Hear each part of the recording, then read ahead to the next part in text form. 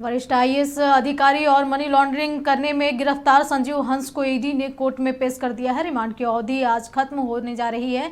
इसके बाद कोर्ट में उन्हें पेश किया जाएगा। ईडी की टीम उन्हें गिरफ्तार कर ली है। संजीव हंस को लेकर पहुंची पटना पुलिस। वहीं स्थित विशेष न्यायालय में 7 दिन की रिमांड अवधि पूरी होने के बाद लेकर पहुंची है टीम।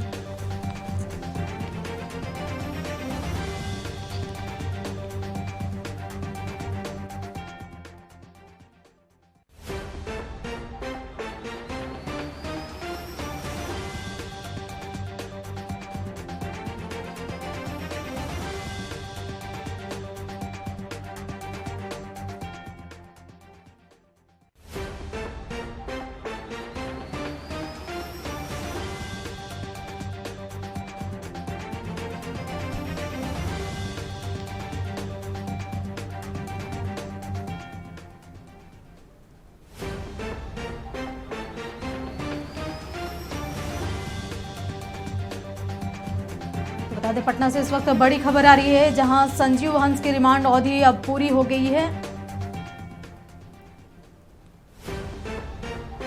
रिमांड खत्म होने के बाद ईडी कोर्ट में हुई पेशी।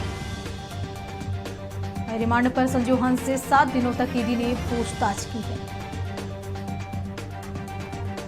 बता दें कि मनी लॉन्ड्रिंग मामले में संजीव हंस को गिरफ्तार की थी ईडी ने।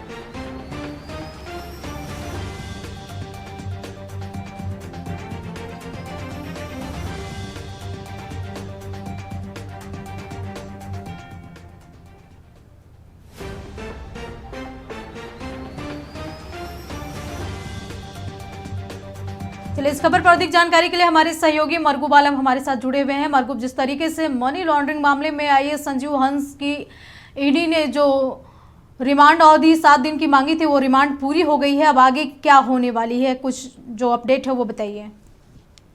अपडेट महत्वपूर्ण है कि ईडी ने संजीव हंस को कोर्ट में पेश कर दिया है। संजीव हंस अभी कोर्ट में है, ईडी की टीम भी वही है और हमारे पास जो जानकारी आ रही है अपने सूत्रों से कि ईडी ने 4 दिनों का और रिमांड मांगा है। ईडी ने अपने आवेदन में कहा है कि कुछ महत्वपूर्ण ऐसी इनपुट है, जो कुछ महत्वपूर्ण चीजें हैं जिनसे पूछताछ अभी जरूरी है, पूछताछ अधूरी है और अभी संजीव हंस वही है, उनके वकील भी वही हैं और अभी थोड़ी देर में वहाँ दोनों तरफ से सुनवाई होगी। सुनवाई के बाद माननीय न्यायालय का जो आदेश होगा वो सबको मानना होगा। अगर माननीय न्यायालय आदेश करता है कि फिर वो उन्हें रिमांड पर दिया जाएगा तो वो रिमांड पर जाएंगे, अन्यथा वो न्यायिक हिरासत में बेऊर जेल चले जाएंगे। तो 7 दिनों का जो रिमांड अवधि था वो आज पूरा हो गया। 7 दिनों में ईडी ने कई महत्वपूर्ण चीजों पर पूछताछ की।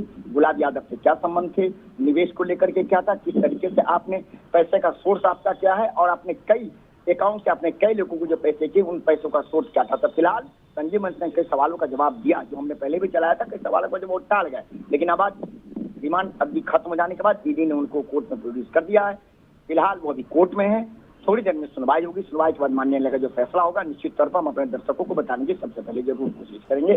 फिलहाल थोड़ी देर में इस पूरे मामले में दोनों तरफ से बहस होगी। बहस के बाद फिर न्यायालय का जो फैसला है वो देखना होगा कि क्या हो पाता है। अगर रिमांड मिलेगी तो वो ईडी के साथ चले जाएंगे और अगर रिमांड नहीं मिला तो वो सीधे ईडी की टीम उन्हें लेकर के जेल भेजेगी। उसके बाद फिर आगे की कार्रवाई ईडी क्या कर पाएगी ये आने वाले दिन में पता चल पाएगा। चलिए मरगूब, तमाम जानकारी के लिए आपका बहुत बहुत शुक्रिया। तो बता दें कि आईएएस संजीव हंस की रिमांड अवधि खत्म हो चुकी है। 7 दिन की रिमांड पे थे और वहीं आज उनकी रिमांड अवधि खत्म हो रही है, जिसके बाद से ईडी कोर्ट में उनकी पेशी हुई है।